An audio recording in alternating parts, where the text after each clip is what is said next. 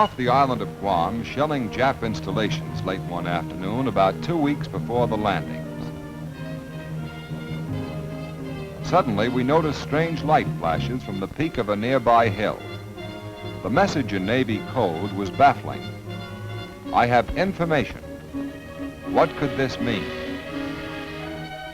We signaled the unknown party to advance to the beach. We suspected Jap trickery. Keeping our guns trained point blank on that strip of beach, the captain dispatched a boat which proceeded slowly to meet the person who had sent the signal.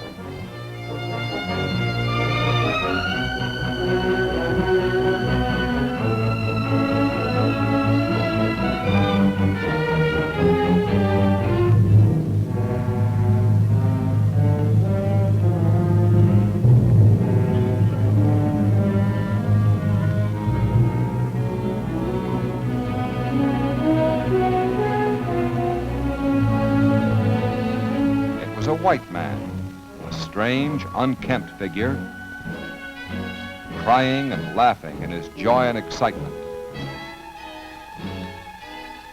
When he was able to talk, he identified himself as Radioman George Tweed, United States Navy, the only survivor of the original garrison of Guam.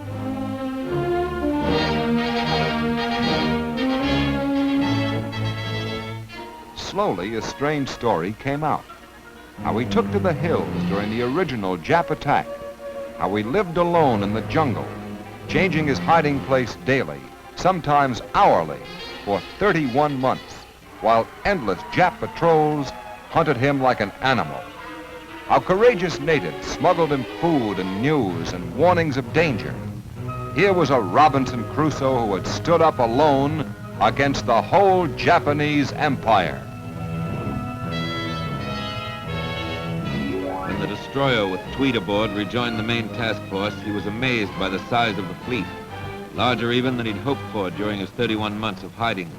Battleships, cruisers, destroyers, carriers, so many of them, and assault troop ships and assault cargo ships of a kind that didn't even exist when Tweed became a fugitive. The fleet has come to this staging base, itself so recently in Jap hands, loaded and powered for the attack on Guam. Now, while a band swings out, heavy shells are taken aboard. The finishing touch, the steel that will sting. The big claws, these 14-inch shells, will rip out shore installations, make the landing less costly in American lives. The cans of 40-millimeter ammunition pile up in great mounds on deck. A curtain of fire waiting to be raised if needed. There across the water lies Guam. It means much to all Americans.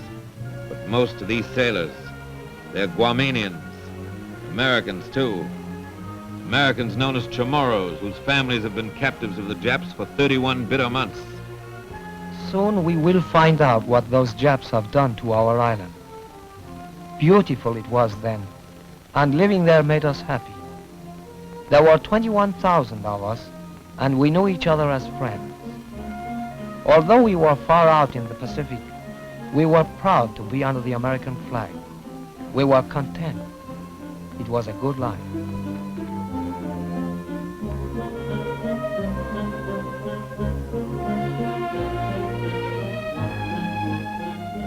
The Navy ran the island like a great ship. It gave us doctors and hospitals, and there was care for everyone and free schooling. With many of us younger boys, our big ambition was to grow up and join the Navy.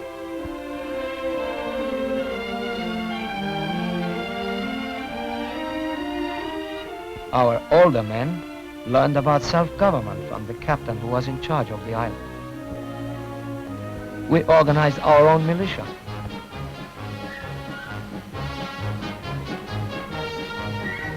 And our heroes were the Marines. But there were not many of them.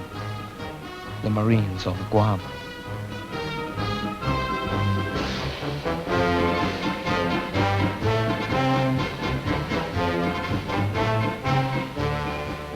You they were indeed, the Marines of Guam. Japan would consider any move to strengthen Guam an unfriendly act. It would be like pointing a gun at a neighbor door. But behind this neighbor's door, the masters of Japan were pointing guns of their own, and they saw in Guam a key to their dream of empire. Their agents among us were busy. Guam was not to be an obstacle to the plans of Tokyo. Then on a certain day in December 1941, the masters of Japan were ready. The war was on.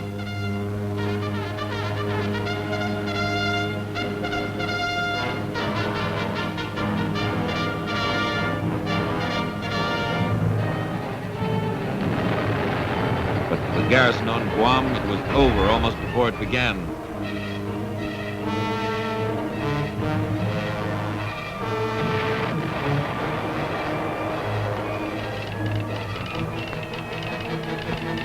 The Navy Department announces that it is unable to communicate with Guam, either by radio or cable. The island has been bombed repeatedly, and Japanese troops have landed at several points. A small force of less than 400 naval personnel and 155 Marines were stationed in Guam. The capture of the island is probable. Guam now belongs to Japan forever. Never again will Americans touch its soil. The return to Guam, we knew, would take many ships. In the months that followed, we built such fleets that we were able to start the march back at Guadalcanal. At this ridiculous rate of advance, America might recover its lost territory in perhaps 200 years. Then we made enough planes to begin whittling down the Jap fleet. We grew strong enough to attack New Guinea. Our Axis allies are pinning America down in Europe. We shall be very much stronger before America is free to move in the Pacific. We built our way out of the sea. With amphibious operations, we blasted Tarawa and the Marshalls. We are willing to sell you land at 1,000 lives per acre. At such a price, we will sell you 1,000,000 square miles if you wish. Then we were ready for the great adventure, an attack on Japanese territory. We conquered Saipan. But not Guam. Guam is secure. Guam is Japan. Guam is Japanese forever. Today, our guns thunder their answer. Our guns are on target. The target is Guam. Few planes come up to meet ours. The island has been plastered for weeks in the air.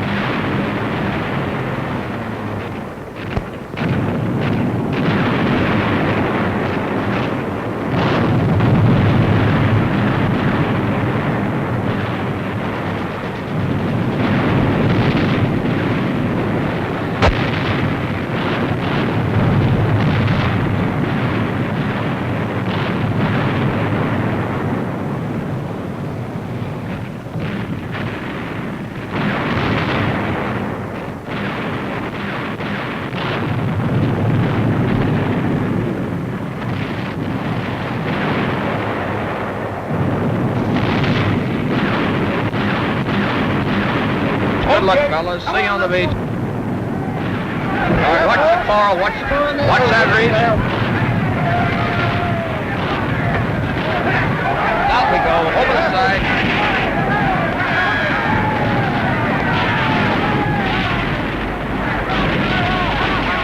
Spread out. Spread out.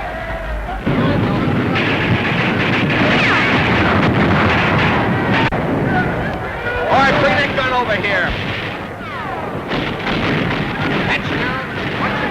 Pocket up ahead.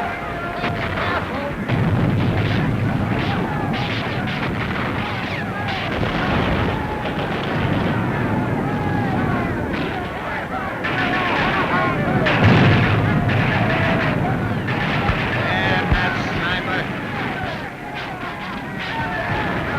Hey, Joe, come on. Fire direction center. FDC, urgent.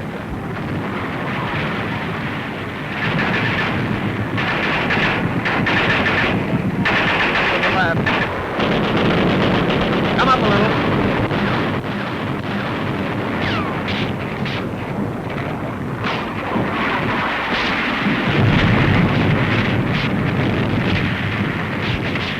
Come on,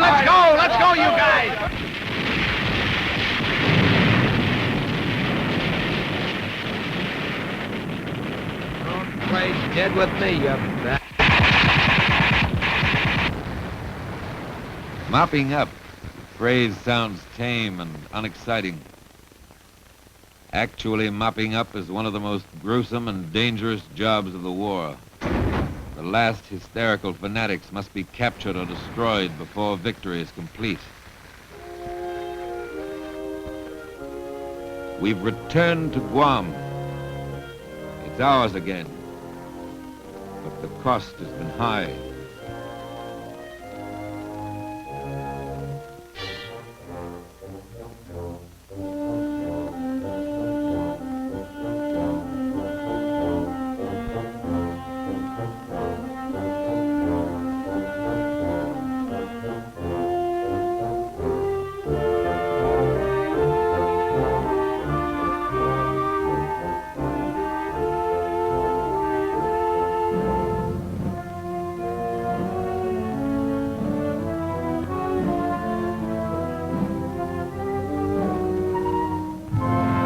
One 1,226 Americans have died.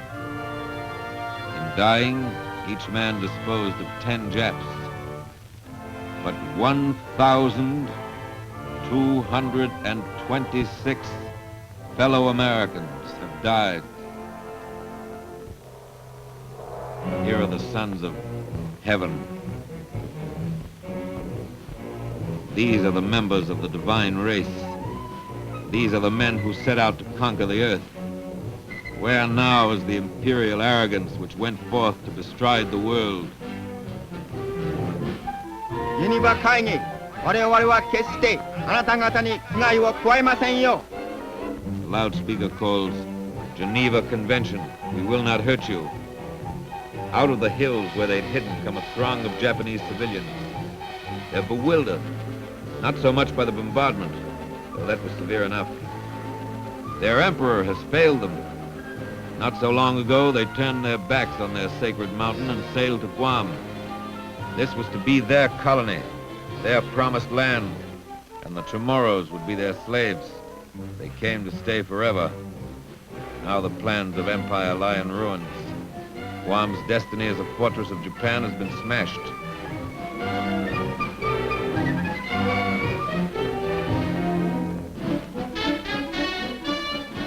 Now a new Marine garrison takes up the watch on Guam. Today, an American task force controls the waters off Guam.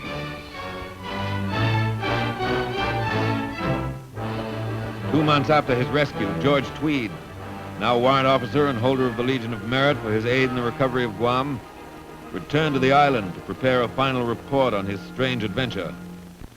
I came close to dying 100 times during the last 2.5 years, but when those American planes and ships came over, I almost died of joy. All that power, that was a sight for sore eyes. The Navy sure had the stuff. I didn't have to wonder anymore what the folks back home had been doing while I was playing hide and seek with the Japs. But the Japs did a few other things besides chase me around.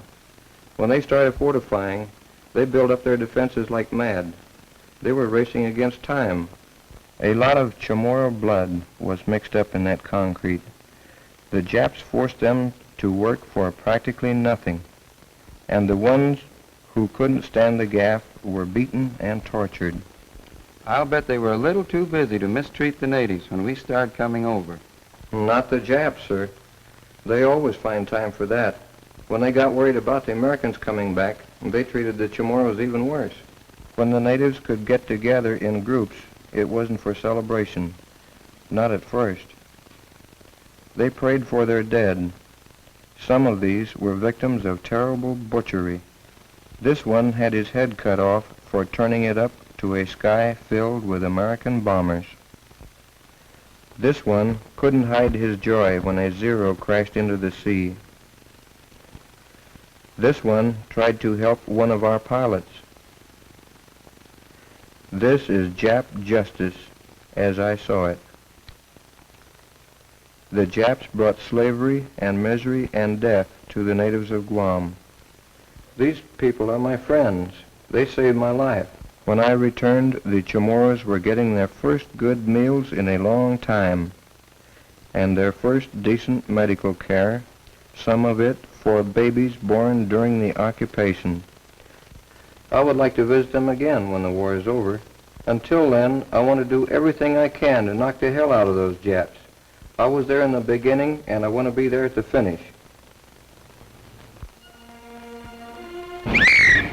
People of Guam, the government of the United States, your government, promises your homes will rise again. Your losses will be restored. But what is done for Guam is only part of what Guam will do for the people of America and the peace of the world. Guam will now become everything that a powerful American base should be. Great installations will rise as sentinels of our security and the peace of the world. From Guam, the attack goes forward. From here, the winning blow may be struck against Japan.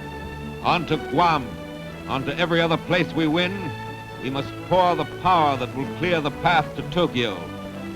This base, which was lost and is now redeemed, may now fulfill its destiny and launch the action that will help win the war.